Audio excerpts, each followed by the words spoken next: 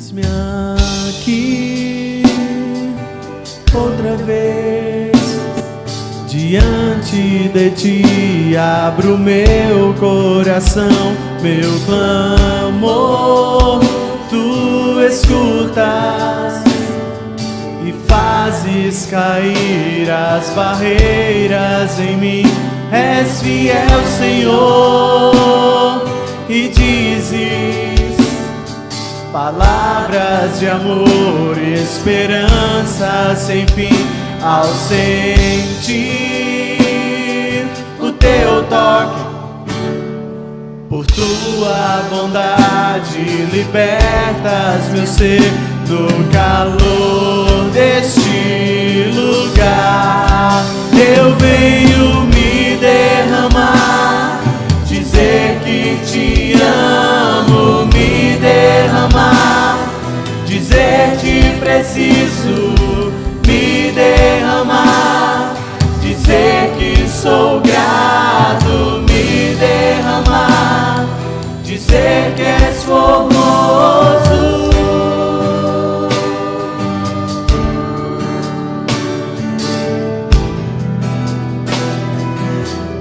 Eis-me aqui, eis-me aqui outra vez diante de ti, abro meu coração, meu clamor tu escutas e fazes cair as barreiras em mim.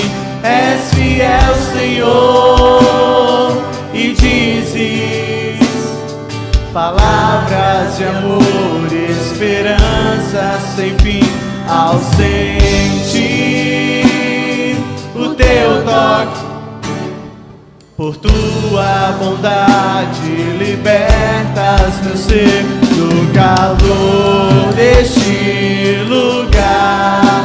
Eu venho me derramar, dizer que te amo, me derramar, dizer que preciso me derramar, dizer que sou grato, me derramar, dizer que és formoso, me derramar, dizer que te amo, me derramar, dizer que preciso me derramar, dizer que sou grato, me derramar, dizer que és formoso.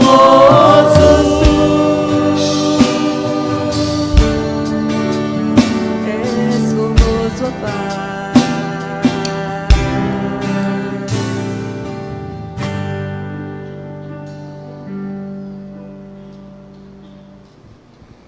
Queremos saudar todos os irmãos com a paz de nosso Senhor e Salvador Jesus Cristo e convidá-los a abrir a palavra de Deus no Evangelho de Jesus, conforme escreveu Mateus, no capítulo de número 12.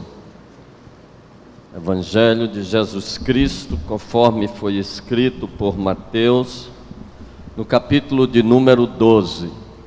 Nós vamos estar lendo do verso 38 até o verso de número 42. Mateus 12, começando no verso 38. Se você não trouxe Bíblia, você pode acompanhar a leitura pela nossa projeção. Então, alguns escribas e fariseus replicaram dizendo: Mestre, queremos ver da tua parte algum sinal. Jesus, porém, respondeu: Uma geração má e adúltera pede um sinal, mas nenhum sinal lhe será dado, senão o do profeta Jonas.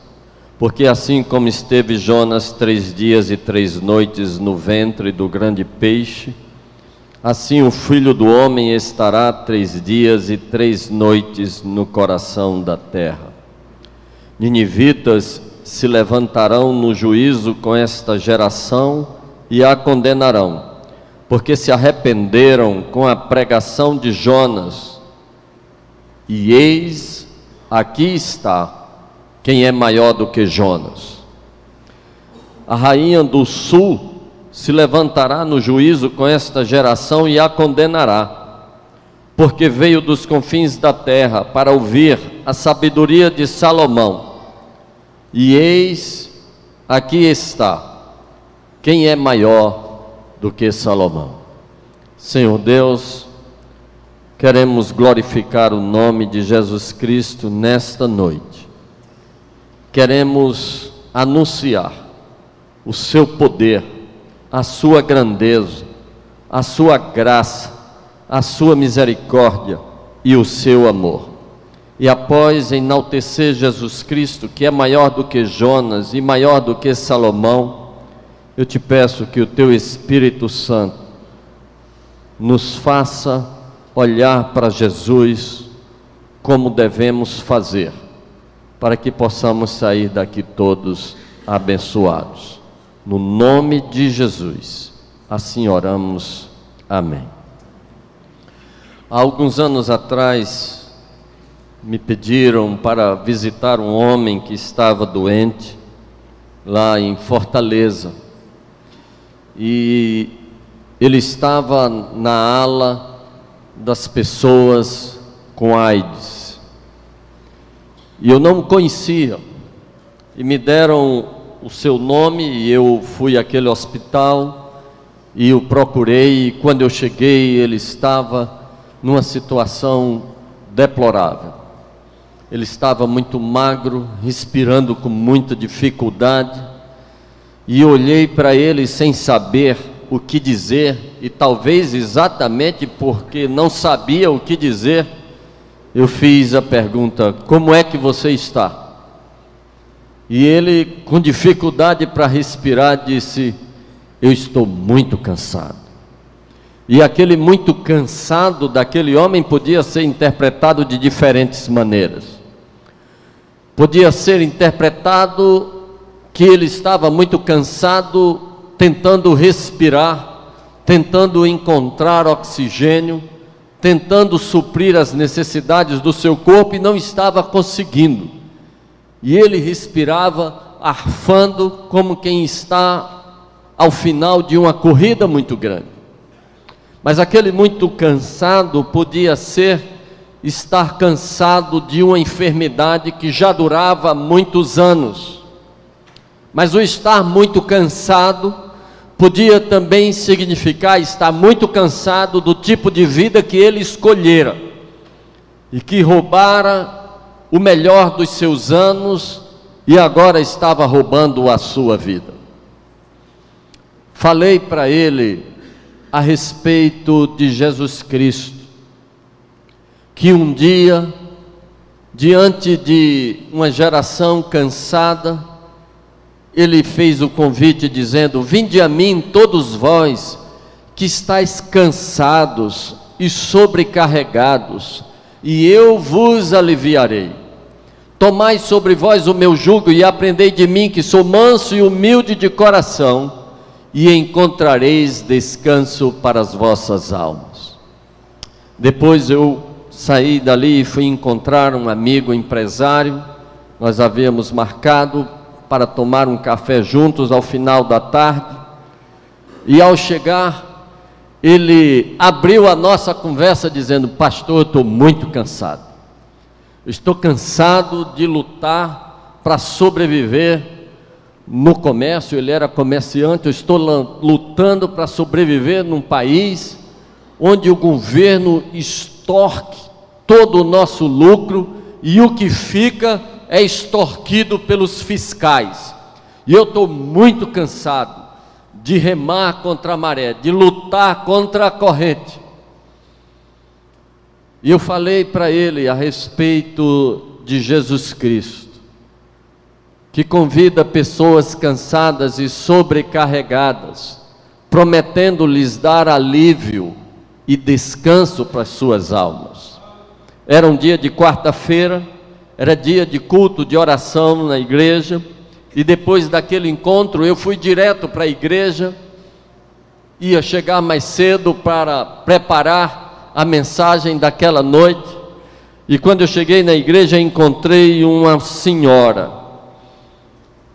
que várias vezes chegara na igreja chorando, e eu a vi várias vezes jogada no chão, estirada no chão chorando, lutando com um filho e às vezes contra um filho que estava totalmente dominado pelas drogas.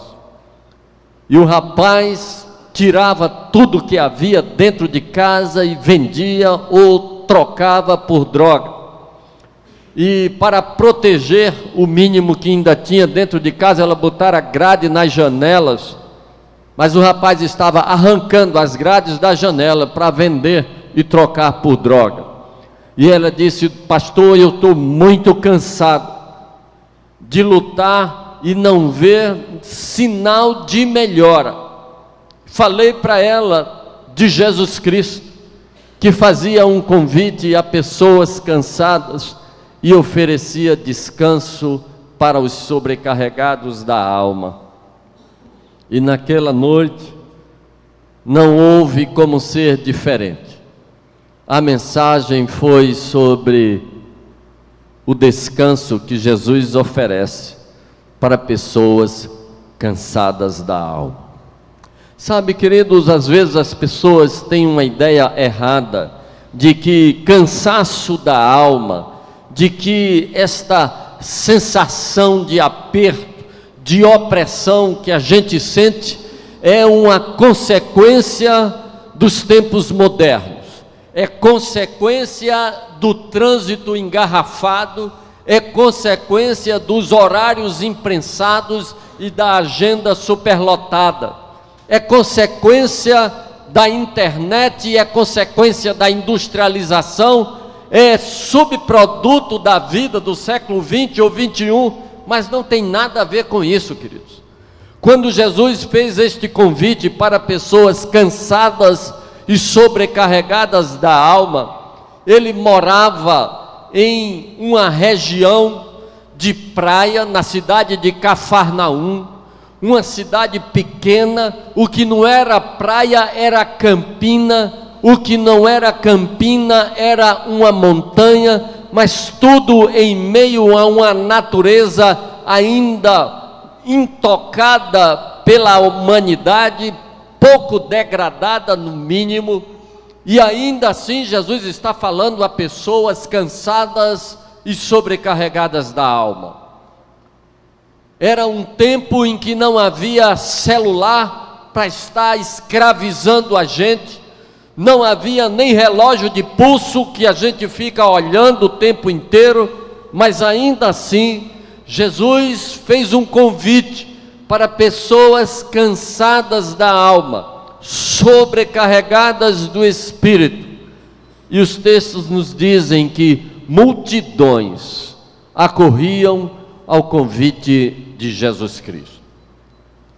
Aquelas multidões eram representadas por uma nação cansada de ser subjugada por outra nação. Aquele convite era aceito por mulheres que estavam cansadas de um casamento em que o marido se comportava como dono e às vezes como tirano. Aquela multidão era formada por pessoas, algumas delas cegas, que estavam cansadas de viverem na escuridão, como era o caso de Bartimeu. Aquela multidão era formada às vezes por homens paralíticos que se arrastavam pelo chão ou que viviam em cima de uma cama ao longo de muitos anos, às vezes décadas, como aquele homem lá do tanque de Betesda, que há 38 anos estava em cima de uma cama no pátio daquele tanque, esperando que no momento qualquer a água se movesse pela ação de um anjo, e havia a crença de que o primeiro que se jogasse na água seria curado. E aquele homem se acreditava nisso, há 38 anos perdia a corrida, porque quando a água se movimentava, logo alguém se jogava na água antes dele. Sim, porque até um cego, se corresse na direção certa, chegava na água antes daquele homem. E há 38 anos ele estava ali, cansado de perder a corrida, mas não saía dali, porque não havia um outro lugar onde ele pudesse encontrar algum fôlego, algum vislumbre de esperança. E Jesus manda que ele se coloque de pé, tome a sua cama e vá para casa. A multidão que atendia ao convite de Jesus Cristo era uma multidão onde havia uma mulher que estava cansada da vergonha de uma doença que minava não somente as suas forças, mas a sua dignidade. Ela tinha um fluxo de sangue, já fazia 12 anos. Este fluxo de sangue consumira o seu dinheiro, ela gastara o que tinha com os médicos e de nada adiantara. Mas esta doença consumia também o seu direito de conviver com as pessoas. Por causa do fluxo de sangue, ela era considerada cerimonialmente impura e, portanto, não podia ir à igreja, não podia estar no meio das pessoas, porque qualquer pessoa que inadvertidamente tocasse nela ficaria impura cerimonialmente até o final da tarde, e também impedida de estar no meio das pessoas e de comparecer ao templo. No meio daquela multidão que aceitava o convite de Jesus Cristo, havia leprosos, cansados de morrer à prestação, apodrecendo aos pedaços. E às vezes, alguns deles burlavam a vigilância que os mantinha sempre à distância, e corria aos pés de Jesus e se jogava aos pés de Jesus e dizia: mestre, se queres bem podes me purificar. E Jesus, tocando nele, disse: eu quero, fica limpo. E o homem ficou imediatamente purificado. Naquela multidão que aceitava o convite de Jesus Cristo, haviam pessoas cansadas de viverem debaixo das garras do inferno, pessoas possessas de espíritos malignos, que experimentavam toda a agonia de estar debaixo da dominação de Satanás ou de algum dos seus capangas, pessoas que às vezes se sentavam até de forma comportada na sinagoga, mas às vezes eram pessoas que viviam de forma grotesca, como aquele homem lá de Gadara, que não ficava quieto hora nenhuma, que peregrinava o tempo todo pelos cemitérios e pelas estradas, rasgando a roupa e rasgando a própria pele com pedras, oprimido, possuído por uma legião de demônios. Muitos endemoniados, cansados de viver subjugados pelo inferno, correram aceitando o convite de Jesus Cristo e se viram completamente libertos. Sabe, queridos, no meio dessas multidões haviam pessoas que vinham cansadas, continuavam cansadas, foram para casa cansadas e morreram sobrecarregados de suas doenças, outros sobrecarregados da opressão maligna, outros sobrecarregados de seus pecados. É que naquelas multidões havia pessoas que estavam ali, única e exclusivamente pela possibilidade de vivenciarem, de testemunharem um milagre nos outros. Havia pessoas que se contentavam em ver a libertação dos outros, se contentavam em ver a cura dos outros, se davam por satisfeitas de ver o espetáculo, de ver o show, estavam ali apenas atraídas pela curiosidade e perdiam a grande oportunidade de elas mesmas experimentarem libertação, experimentarem cura e encontrarem descanso para as suas almas. Penso que algumas faziam assim, porque Jesus nunca fora unanimidade. Sempre houvera uma ponta de desconfiança a respeito de Jesus Cristo. Havia aqueles que tinham dúvidas se de fato ele era quem ele dizia ser, ou se ele era apenas mais um herege, como tantos que já vieram do banda da Galileia, dizendo ser o Messias. Entre estes se destacavam os escribas e os fariseus. Estes eram pessoas que detinham o conhecimento da lei, o conhecimento da Bíblia daquela época, pelo menos deveriam deter. Eram pessoas que se apresentavam como autoridades, doutores da lei. Eram eles que tinham a possibilidade e a capacidade única de traduzir as Escrituras, de interpretar as Escrituras, de explicar as Escrituras, de ensinar as Escrituras. Mas parece que estas pessoas, que deveriam ter a obrigação, até por dever de ofício, de conhecer as Escrituras, não a conheciam de fato. Talvez conhecessem a letra, mas não conheciam a mensagem. E Jesus Cristo disse isso: errais, por não conhecerdes as Escrituras, porque são elas que dão testemunho de mim. Se eles de fato conhecessem a mensagem das Escrituras, eles teriam absoluta certeza de que Jesus era quem ele dizia ser. Jesus era o Messias, prometido por todos os profetas, anunciado ao longo da história. Jesus era o Deus que encarnara e habitava agora entre nós. Jesus era a raiz de Davi, o leão de Judá, aquele que todos estavam esperando. Jesus era aquele que podia oferecer não somente a cura do corpo, mas podia oferecer a cura da alma, podia oferecer descanso para almas cansadas e sobrecarregadas de todo tipo de opressão.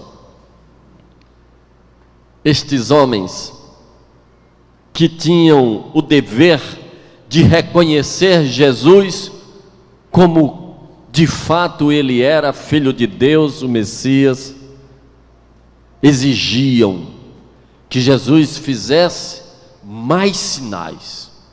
Ele já havia transformado água em vinho, mas eles queriam mais sinais.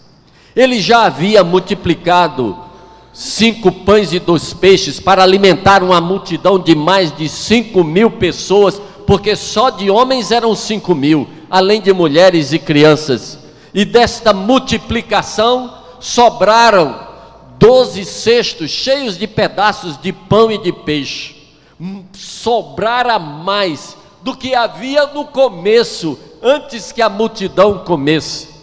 Mas eles exigiam mais sinais. Jesus já havia curado leprosos 10 de uma vez só, mas eles queriam mais sinais. Jesus já dera a vista a alguns cegos, mas eles exigiam mais sinais. Jesus já havia acalmado tempestade no mar da Galileia e já havia ressuscitado a filha de Jairo, mas eles exigiam mais sinais. Chega uma hora que Jesus Cristo diz: basta. Uma geração má e adúltera pede sinais. mas nenhum sinal lhe será dado, senão o sinal do profeta Jonas. Porque assim como Jonas esteve 3 dias e 3 noites no ventre do peixe, o Filho do Homem estará 3 dias e 3 noites no coração da terra. Jesus está dizendo, não há nenhum outro sinal mais evidente de que eu sou quem eu digo ser, senão o que vai acontecer no túmulo de José de Arimateia. Se o Calvário é a maior demonstração do amor de Deus por nós, se o Calvário nos mostra até onde Deus está disposto a ir por nos amar, o túmulo vazio de José de Arimateia é o maior sinal do poder de Deus e do poder de Jesus Cristo de cumprir aquilo que Ele nos prometera, de nos ressuscitar no último dia e nos dar a vida eterna. Jesus diz, de sinal já basta, nenhum sinal vai ser dado além do sinal de Jonas, nenhum outro sinal lhe será dado, senão o túmulo que eu vou deixar vazio. E se isso não for suficiente para fazer vocês crerem em mim, paciência, outro sinal não será dado a vocês. E Jesus segue e diz, no juízo, os ninivitas se levantarão com esta geração. E Jesus estava falando daquela geração que estava exigindo sinais. Os ninivitas se levantarão com esta geração e a condenarão, porque eles se converteram com a pregação de Jonas, e aqui está quem é maior do que Jonas. Jonas, filho de Amitai, recebera uma ordem da parte de Deus de ir para o norte, mais exatamente para nordeste, para a grande cidade de Nínive, naquela época uma cidade de aproximadamente 120 mil pessoas, e Jonas deveria ir lá, anunciar que dentro de 40 dias, aquela cidade seria subvertida, o juízo de Deus se abateria sobre aquela cidade dentro de 40 dias. Jonas, sabendo que Nínive era a capital da Assíria, império assírio que estava entrando para a história pela sua crueldade diante das nações invadidas por eles, império assírio que já vinha lambendo tudo desde a Mesopotâmia e era agora Israel a bola da vez.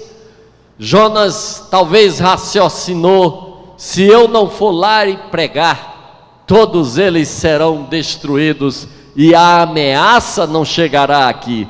O fato é que Jonas levanta-se, é verdade, mas para fugir de Deus, e resolve fugir de Deus pelo mar. E quando o cara está fugindo de Deus, até quando ele ganha no sorteio, dá azar. Levanta-se uma tempestade no mar, fazem um sorteio para ver de quem é a culpa da tempestade, e Jonas ganha o sorteio, e então ele é jogado no mar, além de queda coice, e é engolido por um peixe que Deus preparara. E sabe, queridos, ele faz um curso de 3 dias e 3 noites, um curso teológico completo.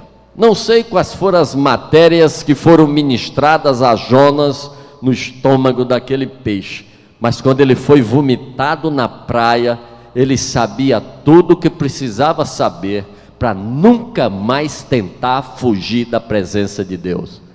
E aí Deus dá outra vez a mesma ordem.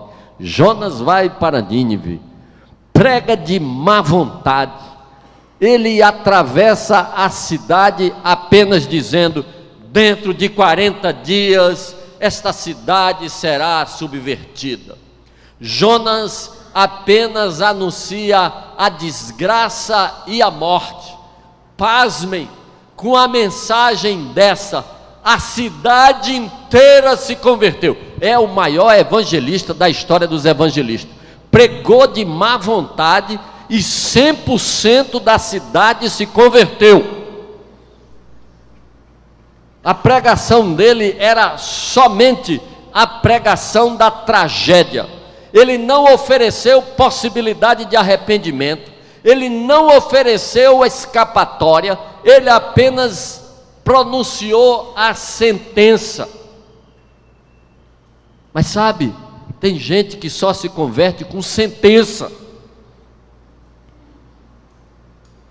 Meu sogro tinha um funcionário para quem ele falava de Jesus constantemente. E ele falava de Jesus e convidava o cara para ir à igreja, o cara dizia que ia e não ia. Na semana seguinte era a mesma coisa, ele falava de Jesus, convidava para o cara ir à igreja e o cara não ia. Aí um dia, meu sogro chegou e disse: olha, não vou mais encher seu saco, não vou mais falar de Jesus para você e nem vou convidar você para ir para a igreja.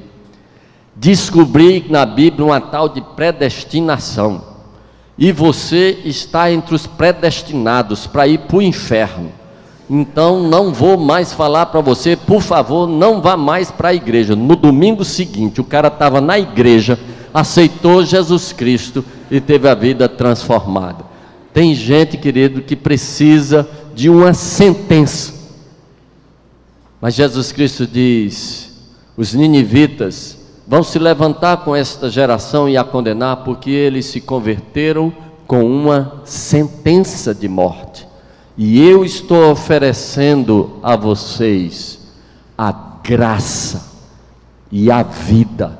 Eu estou oferecendo a vocês amor e misericórdia.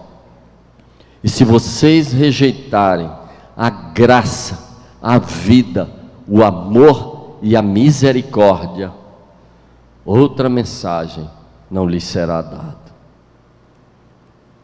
E Jesus segue e diz: a rainha do sul haverá de se levantar com esta geração e a condenar, porque ela veio dos confins da terra para ouvir a sabedoria de Salomão.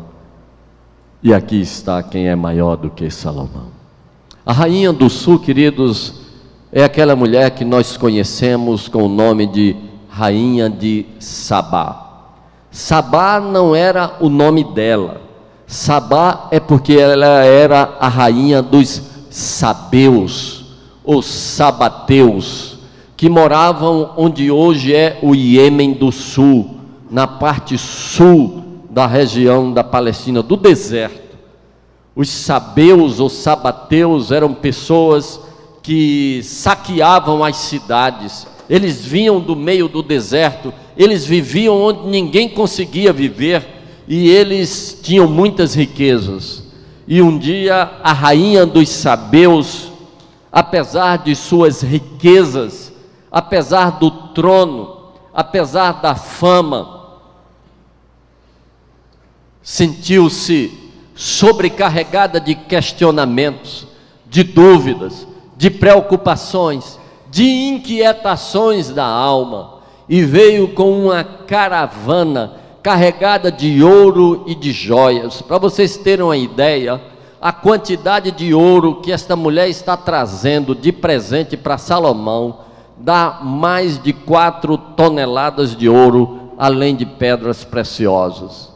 E esta mulher vem para ouvir da sabedoria de Salomão a respeito do Senhor. Primeiro livro dos Reis, capítulo 10. Ela vem para ouvir da sabedoria de Salomão a respeito do Senhor. Sim, porque mesmo pessoas ricas têm perguntas no coração que a riqueza não responde. Mesmo pessoas famosas sentadas num trono têm inquietações da alma que o trono não atende. Tem perguntas que o dinheiro não responde, que os amigos não respondem, e estas pessoas só encontram resposta no Senhor. E aquela mulher veio a Salomão por causa do Senhor. Será que alguém nos procuraria por causa do Senhor? Será que alguém nos conhece como sendo uma pessoa de quem eles podem ouvir da sabedoria do Senhor?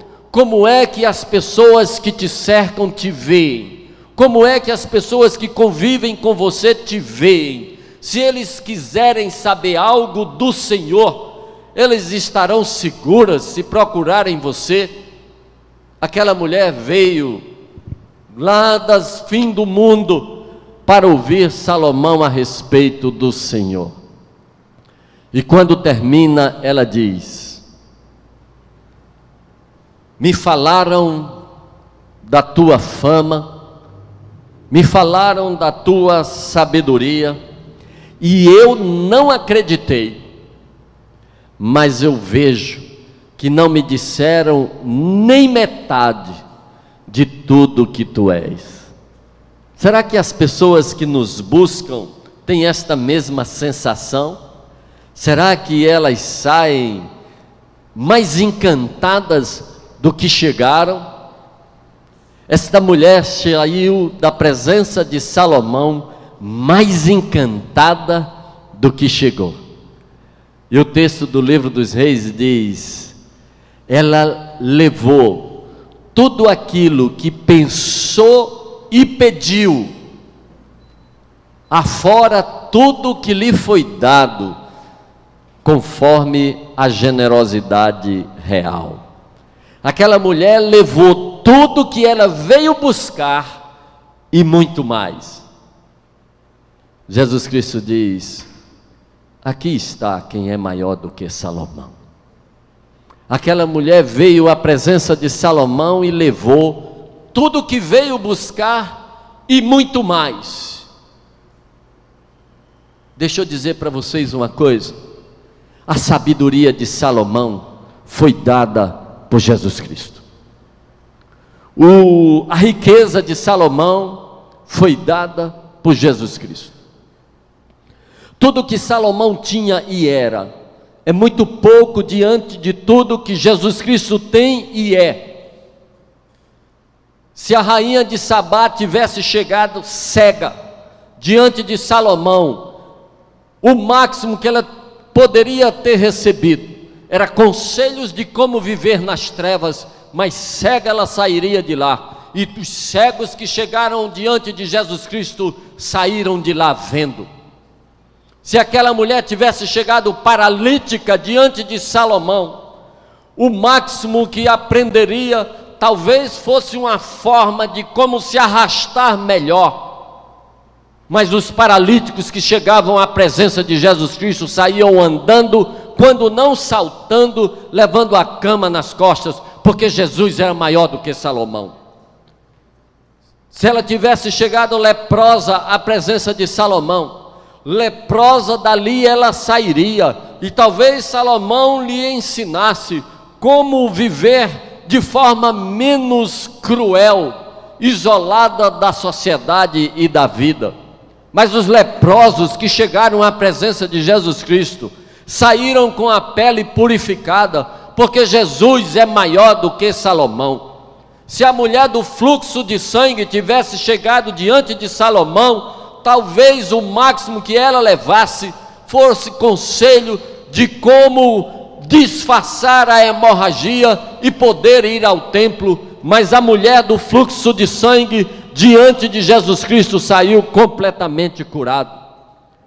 Os endemoniados que chegassem diante de Salomão talvez saíssem um pouco mais conformados com a sua condição, mas os endemoniados que chegaram à presença de Jesus Cristo saíram completamente libertos. Jesus Cristo é maior do que Salomão. Não há como se chegar na presença de Jesus Cristo e não sair mais abençoado do que se tivesse chegado na presença de Salomão ou de qualquer outro homem. Não há como chegar na presença de Jesus e não se levar mais do que aquilo que nós viemos buscar. Salomão não amava a rainha de Sabá. O que ele lhe deu por mera generosidade, mas o que Jesus Cristo quer nos dar é fundamentado num amor tão grande, que fez com que Ele entregasse a sua vida por nós na cruz do Calvário, quando nós éramos inimigos dEle, quando nós éramos pessoas mortas em nossos próprios pecados, mortos em adultério, em mentira, em inveja, em maledicência, em mente impura. Jesus Cristo, querido, morreu pelo pior de nós. Ele não morreu pela parte boa que há em nós, Ele morreu por causa da parte podre que há em mim e que há em você. E não há como chegar na presença de um Jesus que nos amou tanto e não sair de lá mais abençoado. E eu não sei como você chegou aqui nesta noite. Eu não sei, por trás do seu semblante tranquilo, cândido, não sei o que possa haver de cansaço, de sobrecarga e de opressão. Não sei se você está cansado de fracassar. Não sei se você está sobrecarregado de decepção. Não sei se você está cansado de esperar. Não sei se você está sobrecarregado de nãos. Não sei se você está decepcionado consigo mesmo, desistindo de si mesmo. Se você chegar à presença de Jesus Cristo, você sairá abençoado. Você levará tudo o que você precisa e muito mais, porque Ele é poderoso para fazer muito mais, além de tudo aquilo que pedimos ou pensamos. Efésios 3, verso 20. Pedro diz: lançai sobre Ele toda a vossa ansiedade, porque Ele tem cuidado de vós. Este Jesus Cristo, Ele está aqui nesta noite, porque Ele prometeu que onde estivessem 2 ou 3 reunidos em seu nome, ali Ele haveria de estar. E Ele está aqui com certeza. Eu só não tenho certeza se você está aqui. Talvez esteja uma parte de você. Talvez esteja aqui o você que é apresentado ao público. Mas a palavra de Deus diz: buscar-me-eis e me achareis, quando me buscardes de todo o vosso coração. Quer encontrar Jesus Cristo? Só tem um jeito: venha por inteiro diante dele. Se coloque diante dele com todas as suas virtudes e com todas as suas mazelas, com toda a sua fé ou com toda a sua incredulidade, com tudo o que você é, com o que você tem ou com o que você não tem. E se você se colocar por inteiro na presença de Jesus Cristo, você vai levar tudo aquilo que você é capaz de pensar e pedir, afora tudo que Ele te dará, não por generosidade, mas por amor, por graça e por misericórdia. Amém. Curve a cabeça, vamos orar.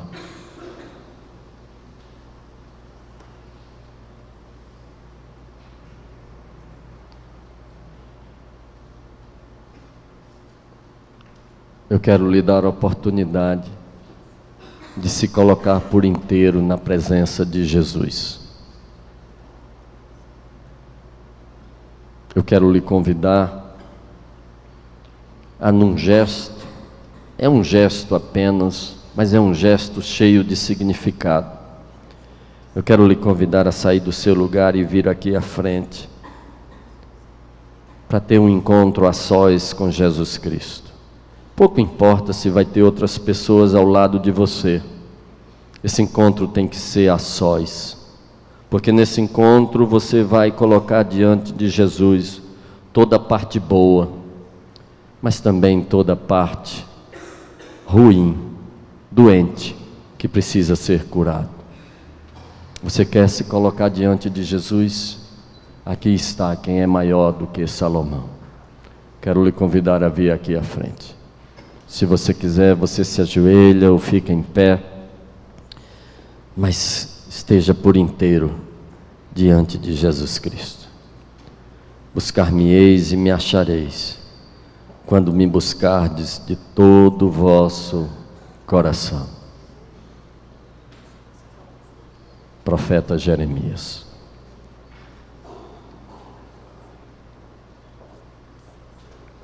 Vinde a mim todos vós que estáis cansados e sobrecarregados, e eu vos aliviarei.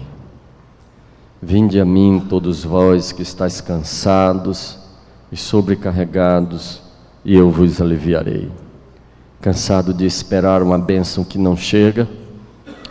Venha dizer a Jesus que está cansado. Sobrecarregado de frustração? Venha dizer a Jesus. Sobrecarregado de pecado? Venha dizer a Jesus. Vamos nos colocar de pé, vamos todos orar.